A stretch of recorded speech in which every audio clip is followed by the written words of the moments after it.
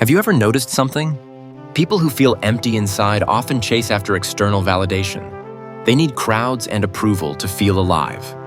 Meanwhile, those with rich inner worlds and quiet self-assurance tend to step back and enjoy their own company.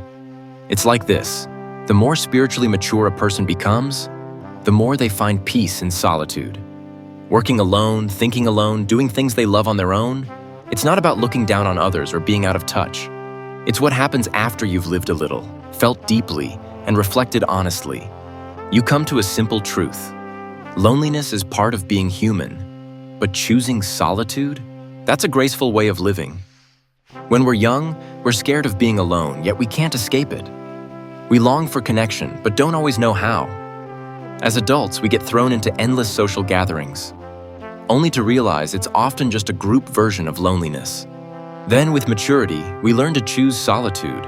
We start savoring time by ourselves, reflecting, growing. That's when we understand. Learning to enjoy being alone is a sign you've really grown up. As Gabriel Garcia Márquez put it, loneliness before is confusion. Loneliness after is growth. Embracing solitude is a form of clarity. I've always loved how Thoreau captured it in Walden. I wanted to live deep and suck out all the marrow of life, to drive life into a corner and reduce it to its lowest terms. Simple, simple, simple. People who are truly awake don't run after every invitation or trend. They know how to settle themselves. They handle success with calm, exit with grace. They don't need things or applause to prove their worth. And they sure don't rely on others to fill some inner void. It's in those quiet moments by ourselves that we truly sense who we are. Sometimes it hits you. Life is like a brief dream. Instead of always seeking approval or trying to impress the world, why not steal a little time for yourself? Love who you are. Enjoy your own presence. That's where you hear the whisper of life itself. Kafka once confessed, "My essence is fear, but behind that fear, loneliness." And yet, he called loneliness his friend, because only in silence could he hear his own heart and write the stories hidden deep in his soul. When your spirit is full, the world becomes just a place you're passing through. And once you taste the joy of a rich inner life, material desires start to feel small. Think about Faulkner, who spent most of his life in Oxford, Mississippi, or Hemingway, who wrote some of his best work in his Cuban home, Finca Vigía. So many like them lived quietly, away from the noise.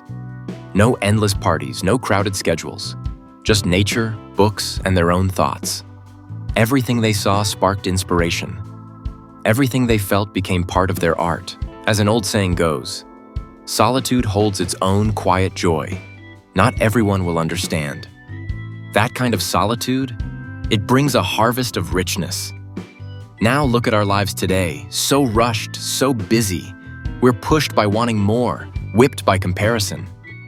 Have you ever stopped and really asked, isn't our whole life just swinging between the anxiety of not having something and the emptiness that follows once we get it? We run toward the crowd because we fear being alone. And then, tired of the noise, we return to solitude. Maybe that's just the cycle of life. John Keats only lived to 25, but his Ode to a Nightingale secured his place in literary history. A life isn't measured by its length, but by its depth, its richness, its height. So when you no longer bend backward to please others, when you stop twisting yourself to earn favor, when small losses don't crush you and others' opinions don't shake you, congratulations, you've come home to yourself. The real you has quietly emerged from the soil of solitude. As the writer Zhou Guoping wrote, "The world is my food." People only spend a little time eating. Most of the time, we're digesting. Solitude is how I digest the world. Being alone on the outside isn't true loneliness. Feeling alone in a crowd? That's far more lonely. In the end, maybe there's no such thing as real loneliness, only not knowing how to enjoy your own company. So let yourself pause. Settle into solitude. Have that conversation with your own soul. The past is like wind, the future still a dream.